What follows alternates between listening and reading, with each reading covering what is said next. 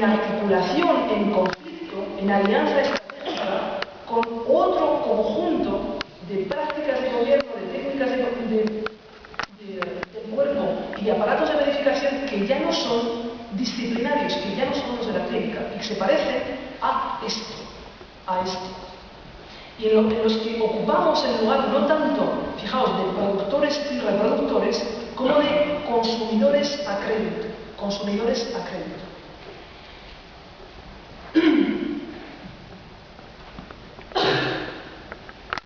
Y digo, para evitar la visión un tanto paranoica, de lo que yo quería hablaros hoy es de dos ejemplos relativamente cercanos y contemporáneos de resistencia antifarmacopornográfica. El primero de ellos tiene que ver con el SIDA, puesto que el SIDA, voy a decir el SIDA de momento, es, desde mi punto de vista, la primera enfermedad de la condición neoliberal. Es aquella, fijaos, es la primera pandemia construida, digo construida, no os hagáis corriendo y penséis el complot, pensad, cuando digo construida, es decir, construida como en el agenciamiento y la articulación de ese conjunto de técnicas de gobierno que hemos hecho colectivamente. Eso no quiere decir que haya un complot, que haya nadie concretamente que esté inventando el SIDA en el laboratorio, que todo podría pasar, pero no es eso lo que yo estoy diciendo. El SIDA es la primera enfermedad de la condición neoliberal, aquella que de manera más explícita inaugura la condición y la gestión farmacopornográfica, es inventada como gestión política, como técnica de gestión política, al mismo tiempo por la televisión. Es la primera enfermedad cuyas representaciones y cuyo aparato de verificación es televisual. Esto es insólito. De nuevo, no tenemos mucho tiempo para hablar de ello, pero pensad en las complejidades de ese estatuto. Y no solamente televisual, es farmacológico. ¿Qué quiere decir? Que los grandes debates en torno al SIDA no tienen lugar, fijaos, como debates puramente científicos, sino que tienen lugar como debates de intervención y comercialización farmacológica. De hecho, lo primero que... Sabéis que el SIDA no es una enfermedad, espero que lo sepáis, porque no es una enfermedad en el sentido estricto del término, sino un síndrome. Es un síndrome, es decir, un conjunto de afecciones que tienen que ver con un estatuto viral.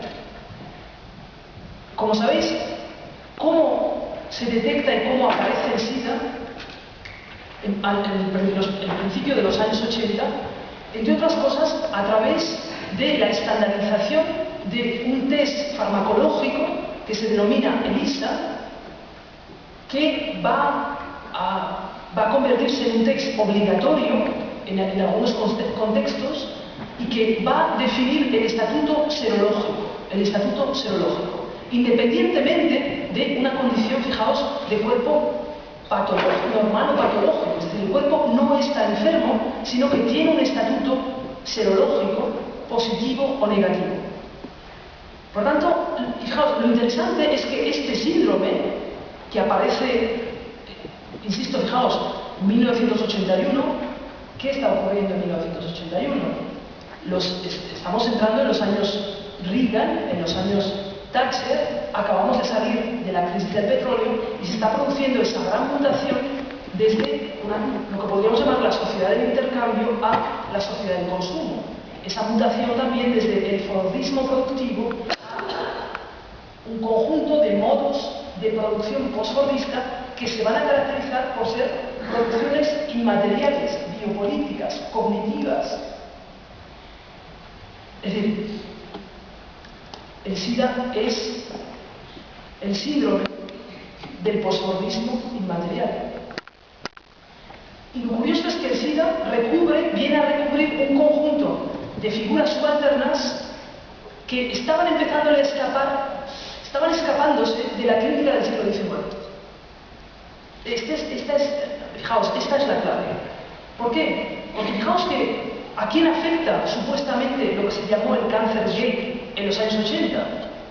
Afecta a lo que se conocía en el momento en inglés por las 5 H's. eran el hemofílico estaba en la lista de cuerpos que debían ser esterilizados en beneficio de la mejora del cuerpo nacional. Pero no solamente el hemofílico, el haitiano, y ya veremos después, o no lo veremos hoy, pero podríamos ver que, fijaos, África se va a convertir en una noción médica para definir la pandemia, ya no en un territorio, sino una noción médica que va a definir la propia pandemia de SIDA. La tercera H es el heroinómano. Os recuerdo que lo que se está produciendo en la revolución supuestamente sexual de los años 60, desde finales de los años 50, es sexo, drogas, rock and roll. ¿Vale? Pues bueno, a ver dónde metemos las drogas aquí. Pues mira, qué cómodo. Heroinómano. Y la última H es hooker, en inglés prostituta. Es decir, fijaos, cómo volver a atrapar en la retícula de las prácticas de gobierno a la trabajadora sexual que está empezando por primera vez históricamente a enunciar demandas de reconocimiento de su propio trabajo como trabajo. Bueno, entre ellos quedaría también el animal, puesto que el primate aparece como el lugar en el que emerge la enfermedad. Y fijaos que ahí de nuevo tenemos toda una nueva retícula de ¿qué? De animalidad, sexualidad, discapacidad, drogas, trabajo sexual. De nuevo, fijaos, las coordenadas de gestión política que ofrece el SIDA o que inventa el SIDA en los años 80 está definiendo un nuevo sujeto subalterno,